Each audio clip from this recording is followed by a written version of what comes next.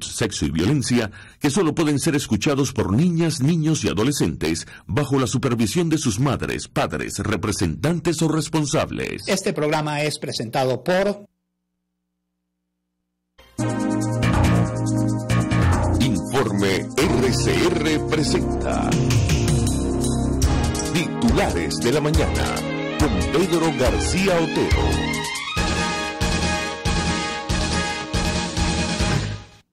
Tengan muy buenos días, hoy 19 de julio de 2022, son las 6:21 de la mañana, el clima es de 21 grados en el Valle, el cielo bastante despejado después de una noche sin lluvia. Estas son las noticias más importantes de la jornada de hoy. La primera que les quiero leer es que tanto que nos quejábamos de que el chavismo había ganado la Facultad de Humanidades y Educación y resulta ser que finalmente perdió en las elecciones de egresados de la UCB. Tras el reconteo, dice Monitoreamos, el chavismo también perdió la Facultad de Humanidades y Educación de la UCB. El chavismo perdió las elecciones de egresados de la Universidad Central de Venezuela en todas las facultades de la Casa de Estudio, aunque el escrutinio preliminar apuntaba a un triunfo de la plancha chavista en la Facultad de Humanidades y Educación. Este lunes culminó el reconteo en la Escuela de Educación que faltaba por totalizar. Con estos votos se confirma que el chavismo también perdió esta facultad por una diferencia de 5 votos. La plancha Humanitas egresados obtuvo 536 votos, mientras que la plancha vinculada al régimen de Nicolás Maduro, Juntos por el Patrimonio, obtuvo 531 votos. En tercer lugar quedó la plancha Autónomos con 216 votos.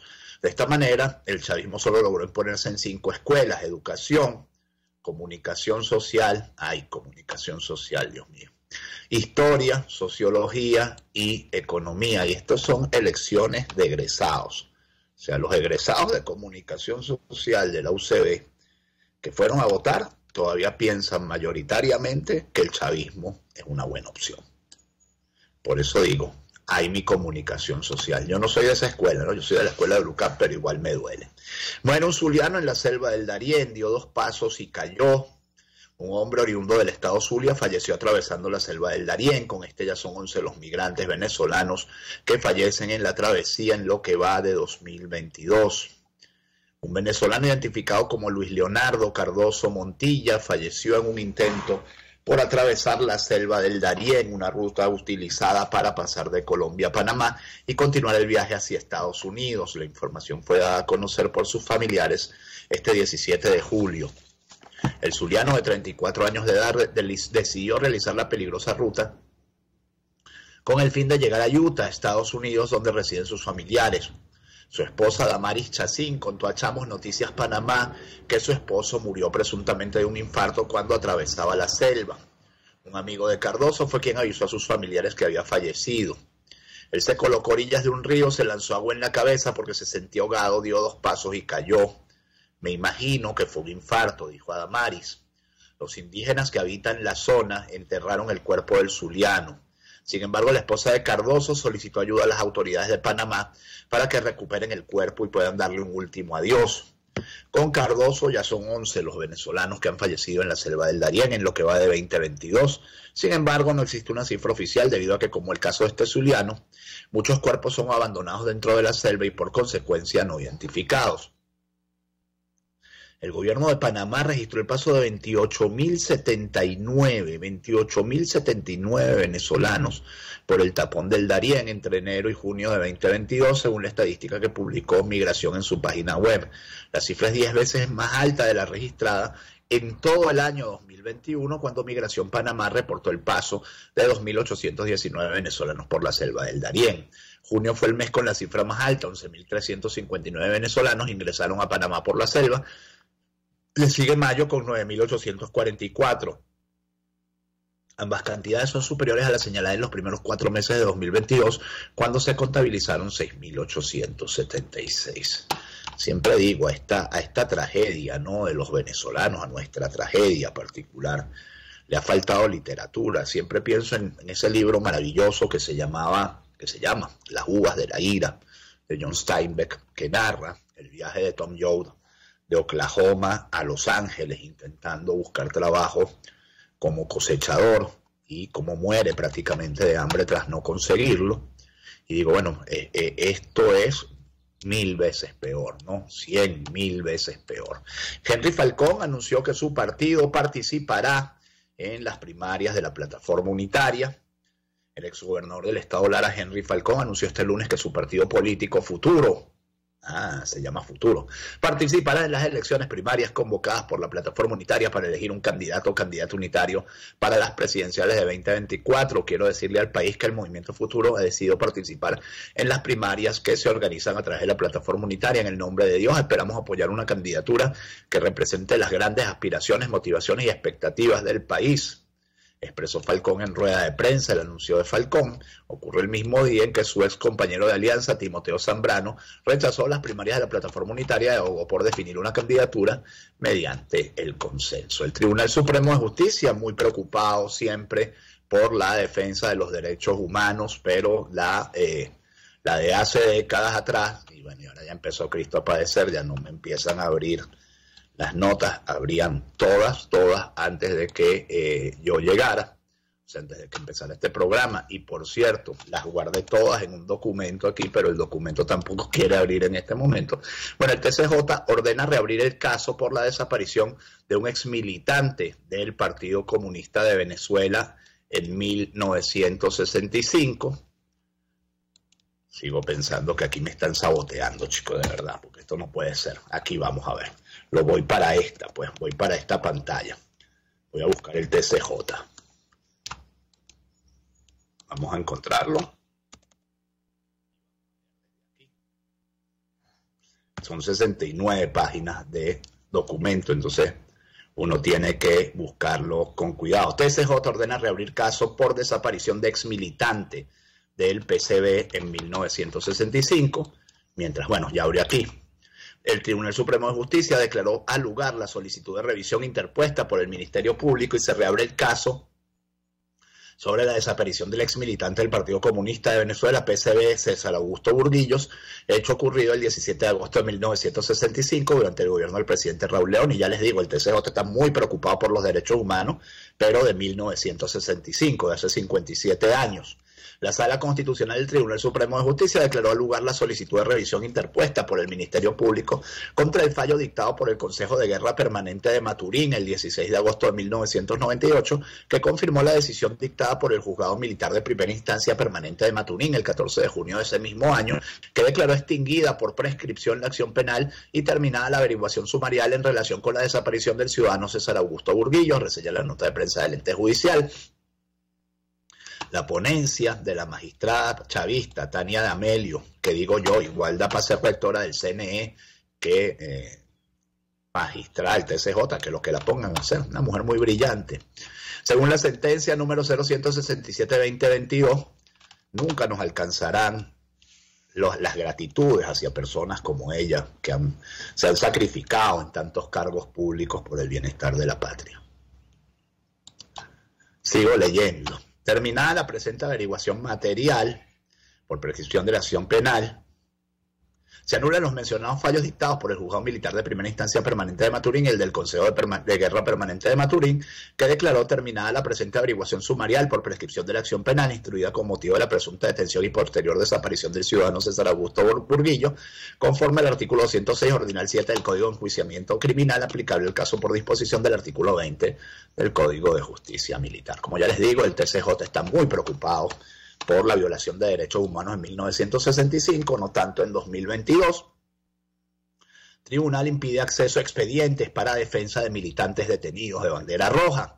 Bandera Roja reitera a las autoridades su exigencia de libertad inmediata para Meléndez, Negrín, Astudillo y Cortés, así como para Alcides Bracho, docente y activista sindical del sector universitario, y el trabajador humanitario y sindicalista Gabriel Blanco, acusados por los presuntos delitos de conspiración y asociación. La coordinadora de derechos humanos del partido Bandera Roja, Susana Rojas, alertó este lunes 18 de julio que los abogados a cargo de la defensa de los dirigentes sindicales, activistas y militantes de la tolda política opositora detenidos, Alonso Meléndez, Emilio Negrín, Néstor Astudillo y Reinaldo Cortés, no tienen acceso a los expedientes para ejercer las apelaciones respectivas. De acuerdo con lo denunciado por Rojas, el Tribunal Especial Cuarto de Primera Instancia, con competencia en terrorismo, con sede en Caracas y que lleva la causa de 4 de los detenidos de bandera roja, así como del activista Gabriel Blanco, no permite que la defensa ejerza las apelaciones de rigor por la negativa de acceso a los expedientes. Estas detenciones, como debe recordarse, ocurrieron entre el 4 y el 7 de julio. Inicialmente la forma de esos procedimientos fue desaparición. Ese fue el estatus que manejamos desde un principio. Luego, con misiones propias del partido, pudimos ubicar a cada uno.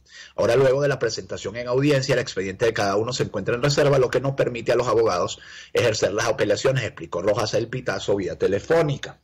El sábado 9 de julio, el Tribunal Especial Cuarto de Primera Instancia, con competencia en terrorismo, declaró con lugar la solicitud de la Fiscalía y ratificó la medida de privación de libertad de los militantes del partido acusados por los delitos de presunta asociación y conspiración. Quizás haya que esperar al año 2080 y algo para que el TCJ se interese por la situación de derechos humanos de estos activistas detenidos, que no tienen ni siquiera derecho a lo más elemental, que es conocer las pruebas que hay en su contra, ¿no? O las supuestas pruebas que hay en su contra.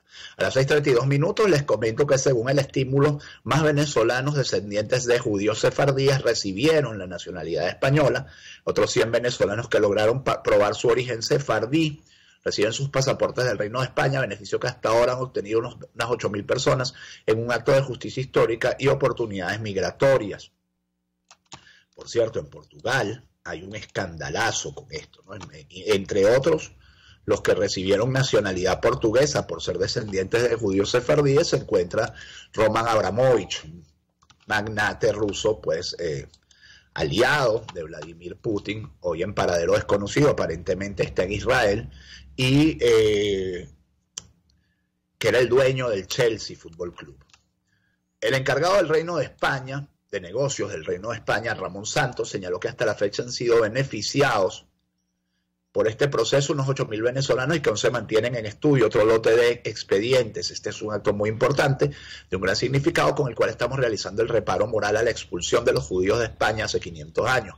Reconocemos a su descendencia, en este caso a los ciudadanos venezolanos, que ahora también tienen su nacionalidad española, dijo Santos en el evento. Y ciertamente, entre el siglo XIX y los primeros 30, 40 años del siglo XX, y sobre todo a través de las islas ABC, de las islas del Caribe holandés, ingresaron a Venezuela muchísimos judíos sefardíes, sus descendientes ahora se están beneficiando de esa medida. Una jueza británica, de la medida del Reino de España, una jueza británica no decidirá aún la potestad de las reservas del oro venezolano. La jueza Cockerill, de la División Comercial del Superior, indicó que es improbable que haya un fallo antes de octubre. La jueza Sarah Cockerill, del Tribunal Superior de Londres, decidirá cuanto antes, pero ya después del verano, si es la Junta del Banco Central de Venezuela, designada por Nicolás Maduro, o la nombrada por el opositor Juan Guaidó, la que tiene autoridad sobre las reservas de oro venezolano depositadas en el Banco de Inglaterra. Al término de este lunes, 18 de julio, en un juicio de 4 días, Cockerill, de la División Comercial del Superior, indicó que debido a otros compromisos es improbable que haya un fallo antes de octubre. En cualquier caso, en principio, cualquiera de las partes podrá recurrirlo. La magistrada debe determinar si considera aplicables en Inglaterra las sentencias del Tribunal Supremo de Justicia de Caracas que anularon los nombramientos de Guaidó a su junta ad hoc del BCB, a pesar de que el gobierno del Reino Unido le reconoce a él y no a Maduro presidente interino del país latinoamericano. Si concluye que son válidas, sería el BCB de Maduro el que tendría autoridad sobre las 31 toneladas del metal precioso valoradas en 1.600 millones de euros. Sin embargo, si en cambio juzga que no rigen en jurisdicción inglesa, accedería el bando de Guaidó. El letrado de la junta, presidida por Calixto Ortega, Richard Lisak, defendió la independencia del TCJ.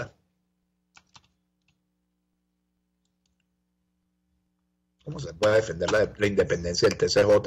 De un tribunal que en 20 años no ha fallado en contra del Estado jamás. Miles y miles de demandas contra el Estado, ni una sola fallaron a favor del demandante. Bueno, esa es la supuesta independencia, ¿no? Y le pidió, mientras que Andrew Fulton, por parte de la de Guaidó, instó a ignorar sus dictámenes con el argumento de que es una institución ligada al régimen de Maduro. Lisa recordó a la magistrada que este caso es de una enorme gravedad y tendrá reverberaciones, pues sienta precedente en el derecho británico, y le pidió que ejerza cautela al pronunciarse y no se base en las generalizaciones y habladurías presuntamente esgrimidas por Fulton sobre la situación política en Venezuela.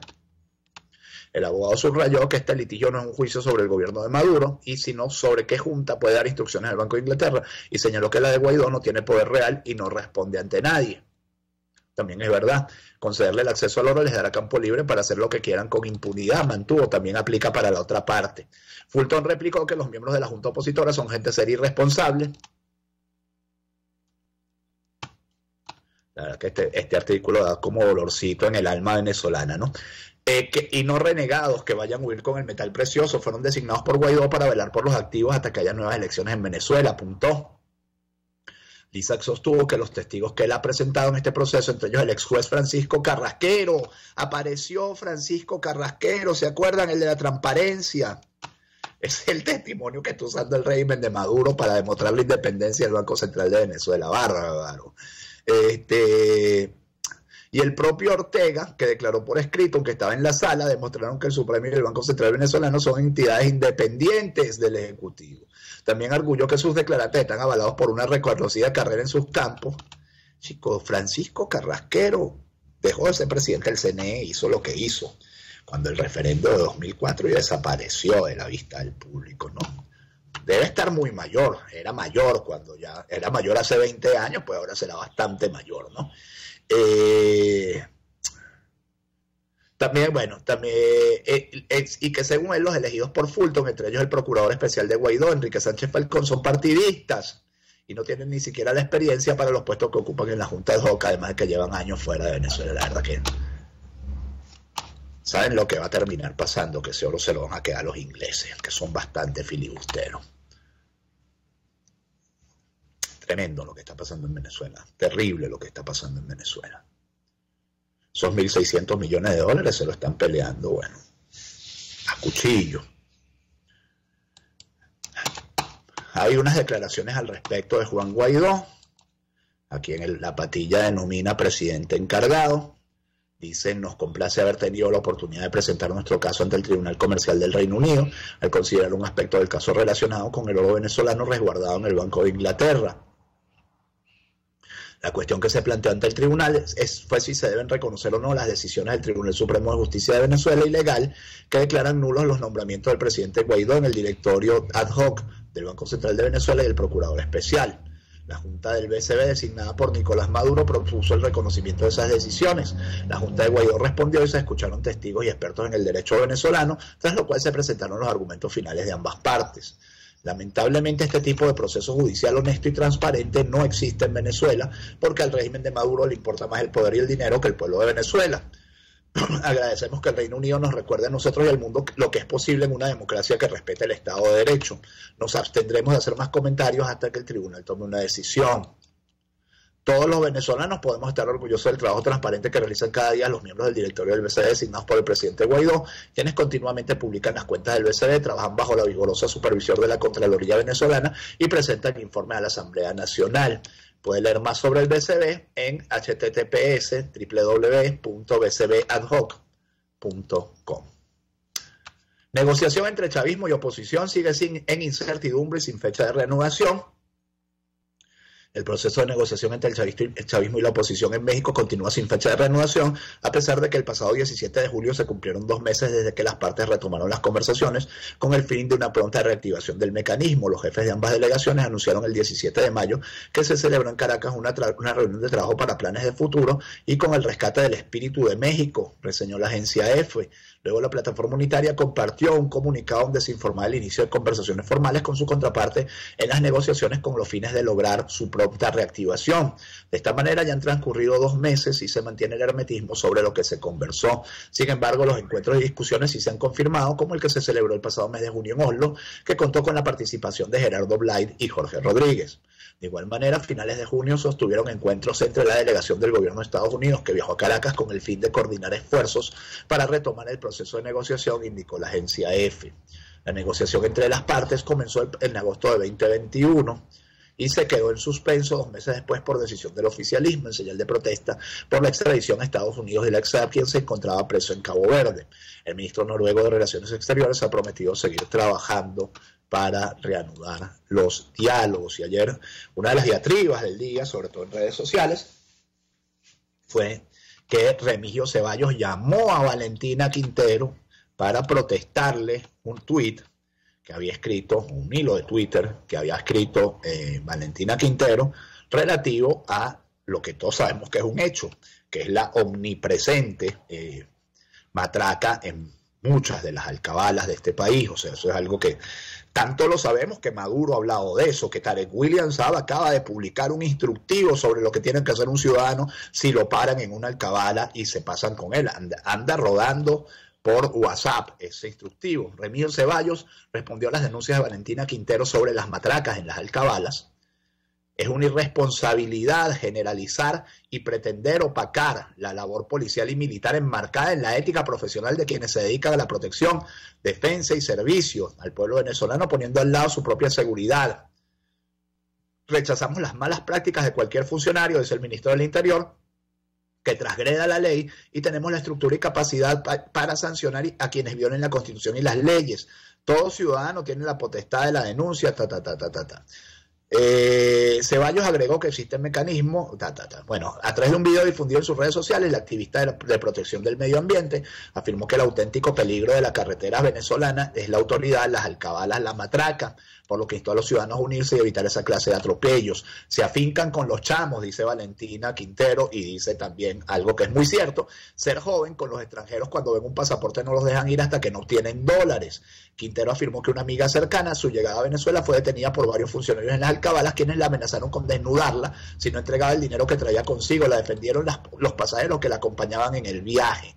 Nosotros tenemos que defendernos, vamos a viajar con nuestros papeles en regla. Si nos exigen algo, pidamos la multa y seamos solidarios con todo aquel al que paren en la carretera. Yo agrego, no solo se ceban con los muchachos, lo cual es muy cierto, se ceban con los muchachos, también se ceban con los transportistas sobre todo de comida, y hasta que no desaparezcan las fulanas guías de movilización, se seguirán cebando con los muchachos, con los transportistas que van por las carreteras. Autoridades limitan paso vehicular por hundimiento en la carretera Lara Azul. Y hablando de carreteras,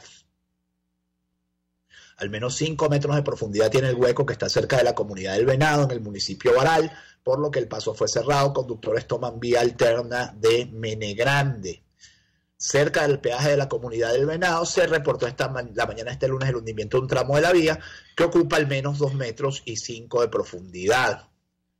El paso de carga está limitado y de otros vehículos solo para estrictas emergencias. En Mérida, crecida de la quebrada Los Ingenieros comprometió la vialidad en los pueblos del sur de Mérida. En horas de la madrugada se registró un nuevo desbordamiento de la quebrada Los Ingenieros, específicamente en el sector del Rincón, parte media, parroquia Canaguá, en el municipio Arzobispo Chacón del Estado Mérida, dejando afectaciones leves en la entidad, en la vialidad. El alcalde Omar Fernández señaló que desde las 6 de la mañana de este lunes equipos de trabajo del ayuntamiento adscritos a la dirección de maquinaria colocaron una maquinaria tipo payloader para canalizar nuevamente el afluente, y con ellos dieron paso provisional mientras se continúa la limpieza total de la vía. Varios sectores de la zona norte de Anzoátegui quedaron oscuras este 18 de julio.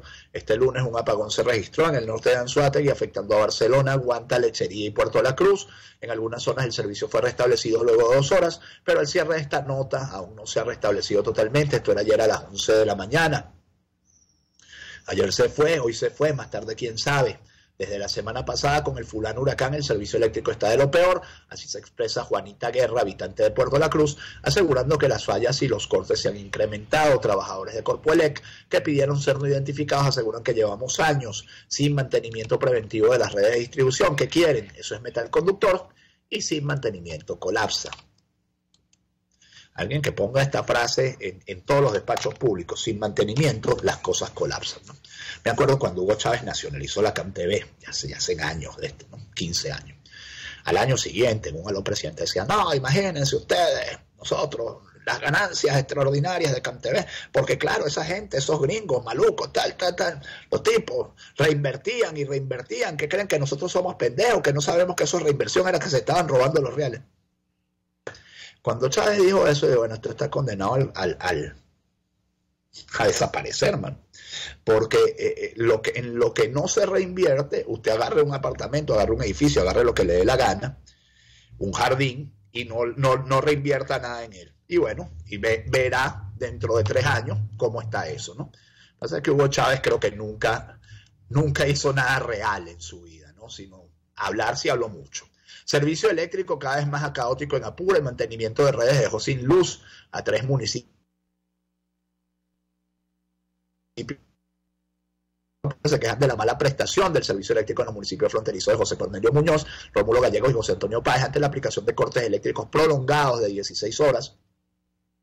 Los moradores de Guasdualito, municipio Páez en Apure, consultados por La Patilla, revelaron que el domingo 17 de julio un corte programado aplicado por Corpoelec se extendió durante más de 12 horas, pese a las altas temperaturas y el llamado hecho por los afectados mediante las redes sociales. Carlos Silva, vecino del sector centro de Guasdualito, relata que en su casa se quedaron sin luz desde las 4 a.m. del domingo por restricción de carga hasta las 8 p.m. del domingo.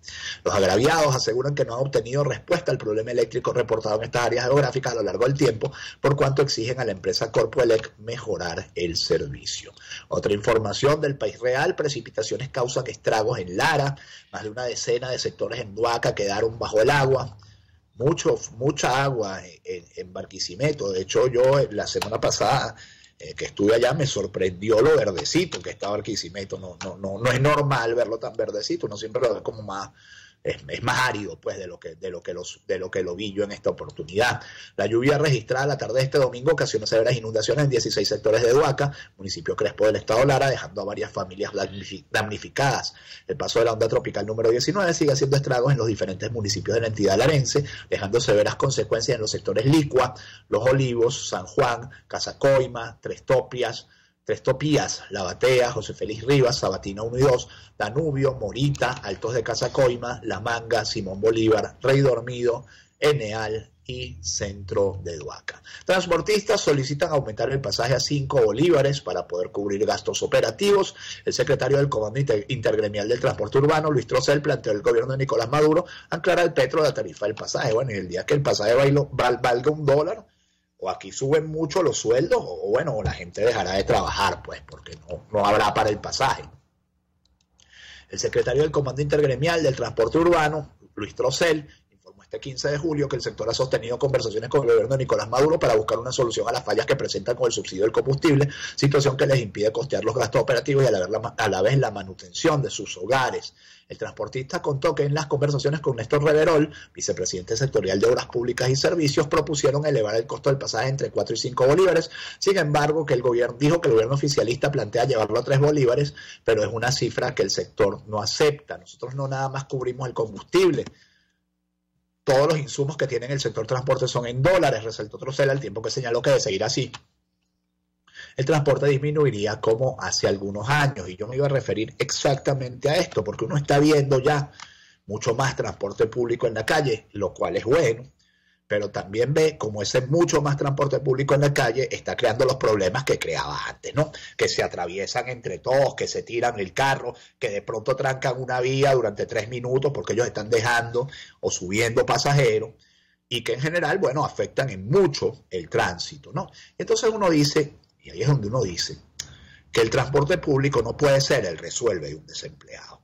Que para alguien ser transportista público debería tener un cursito de por lo menos, no sé, 200 horas, por lo menos un par de semanas de clase o un mes de clase para poder ser transportista público, respetar las leyes de tránsito, etcétera, porque son motorizados con un vehículo más grande y vengan de a 1000 si les da la gana. Es la verdad de las cosas. Le tiran el carro a cualquiera, dejan a la gente en mitad de la vía, o sea, no se paran en las paradas, se atraviesan entre ellos para agarrar pasajeros primero. Una desgracia, como tantas otras desgracias, ¿no?, del tráfico en este país, en estas ciudades, sobre todo en Caracas. Sin gasolina, pescadores de Araya se declaran en emergencia, son las 6:50, ya me voy a ir. Los pescadores de Península de Araya en el estado Sucre denunciaron al portal Fe y Alegría las trabas que tienen para poder obtener combustible. Danilo González reveló que es cada 45 días que pueden comprar gasolina subsidiada. Los 120 litros que nos otorgan no nos alcanzan, ya nos estamos quedando sin embarcaciones, apuntó el pescador, que habló en nombre de unos 500 compañeros. La situación del combustible en el caso de la población de Chacopata es preocupante, ya que 800 hombres y mujeres viven de la pesca de sardinas. Yo lo decía hace unos años, cuando Hugo Chávez andaba en este país, hoy me está saliendo bastante de fantasma. El caso de Sucre era un drama, o sea, hombres de mar que no pueden vivir del mar. Eso era puro socialismo, ¿no? Y que estaban frente al mar, pero que no podían vivir del mar. Bueno, más o menos están en la misma situación. Mientras tanto, usted está pagando lo que está pagando, que es una barbaridad, por un kilo de pescado. Saime anunció reprogramación de citas de pasaporte tras implementación del nuevo sistema. Ah, y otra cosa. Y los chinos pescando, ¿no? En donde sea, en aguas territoriales, en aguas destrozando el medio ambiente. Las flotas de pesca china están destrozando el medio ambiente en el mundo entero. No me extrañaría que en Venezuela estuviera pasando también. Saime anunció reprogramación de citas de pasaporte tras implementación del nuevo sistema. El Servicio Administrativo de Identificación, Migración y Extranjería informó este lunes que comenzó la reprogramación de citas para la tramitación de documentos de identidad tras estar suspendido el servicio por 3 semanas. En un mensaje publicado en su cuenta de Twitter, anunciaron que julio inició la reprogramación de las citas para la tramitación de los pasaportes y prórrogas tras la implementación del nuevo sistema. Asimismo, indicaron que entre las oficinas con gran demanda en la entidad capital se encuentra San Bernardino, donde se estima la asignación de 700 citas semanales para la tramitación de los documentos de viaje. Esto es Titulares de la Mañana, ya termina, 6:52 minutos. Hay menesteres en la dirección de la estación, Néstor Tobar en los controles, quienes habla Pedro García Otero. Hacemos este programa que llega a ustedes como cortesía de Equimédica, alquiler de equipos médicos y del consultorio veterinario doctor Alfredo Cobo, garantía integral para el bienestar de su mascota. Y justamente vamos con este momento de publicidad. Quiero hablarles de Equimédica, alquiler de equipos médicos. Todo lo que usted necesite en alquiler para la atención de un paciente hospitalizado en el hogar se lo tenemos en Equimédica, alquiler de equipos médicos, camas clínicas, concentradores de oxígeno, aspiradores de flemas, mucho más, todo para entrega en Caracas con muy pocos requisitos, y si usted necesita esto en venta, pues por supuesto también se lo vendemos.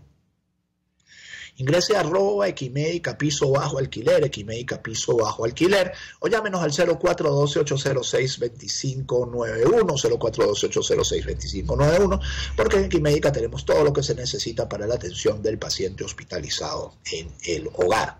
Y quiero hablarles del consultorio veterinario del doctor Alfredo Cobo en Santa Mónica, más de 30 años de experiencia atendiendo animales. Pónganlos en manos del buen doctor Alfredo Cobo, que les ofrece servicio de vacunación, cirugías electivas, atención nutricional, odontología veterinaria, laboratorio clínico veterinario y para los peluditos de la casa, los consentidos, por supuesto, peluquería canina. 0212-661-1546, 0414-127-7947.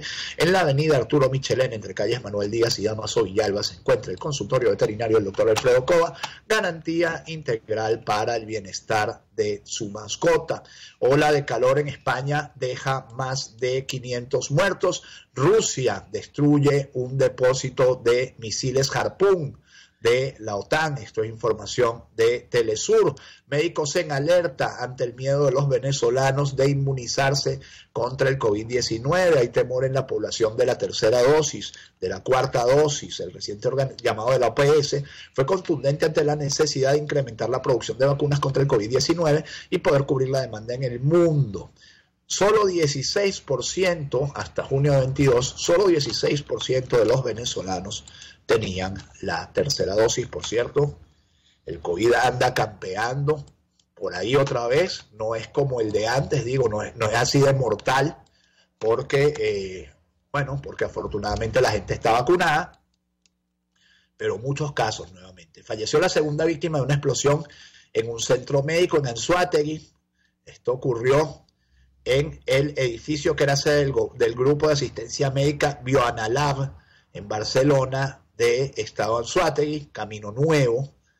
La víctima fue identificada como Jenny Campos, de 44 años de edad, quien al momento del estallido se encontraba laborando dentro del edificio. Campos se mantenía recluida en la sede en la unidad de cuidados intensivos del Hospital Luis Racetti de Barcelona, donde presentó quemaduras de segundo y tercer grado, las cuales sufrió el pasado 28 de junio cuando se hallaba en su puesto de trabajo junto a su compañera Lenny Mata, quien falleció el 8 de julio. Pareja fue detenida por presuntamente inducir a su hijo al suicidio. Esto ocurrió en Maturín, estado Monagas. Lo voy a venir a buscar aquí, vamos a ver si termina de cargar. No termina de cargar. Bueno, es una pareja que supuestamente indujo a su hijo al suicidio, a su hijo de 13 años, al suicidio en el estado Monagas. Aquí está la nota, por aquí viene, ya voy. Aquí voy. No, todavía estoy aquí estoy. Maturín. El director nacional de CICPC, Douglas Rico, informó que Indira Velázquez y Rodomil Rodríguez enfrentan cargos por trato cruel e inducción al suicidio, mientras que Rodríguez uno adicional por violación. El caso por el que fueron detenidos ocurrió el 10 de julio. Y para cerrar, Yulimar Rojas obtiene nuevamente un oro en el Campeonato Mundial de Atletismo. La venezolana Yulimar Rojas se convirtió este lunes en la primera atleta en lograr 3 títulos mundiales de triple salto en el estadio Hayward Field de Eugene, con una marca de 15,47 metros, quinta mejor de la historia, que le dio una cómoda victoria sobre la jamaiquina Shanieka Ricketts, 14,89, y la estadounidense Tori Flanking, con 14,72 metros en su salto triple. 6:56 minutos, 19 de julio de 2022. Que este día sea todo lo que ustedes esperan de él. Si Dios quiere, nos encontramos mañana. Chao. Informe RCR presentó Titulares de la Mañana con Pedro García Otero.